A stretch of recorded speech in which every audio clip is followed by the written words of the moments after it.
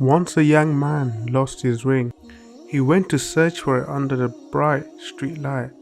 Others who saw him desperately searching for a missing ring came to help him.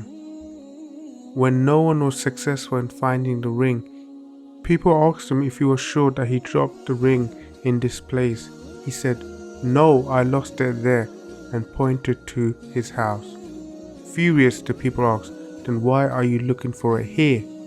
The young man, trying to look clever, said, "Because it is dark where I lost it, and this place is bright with light."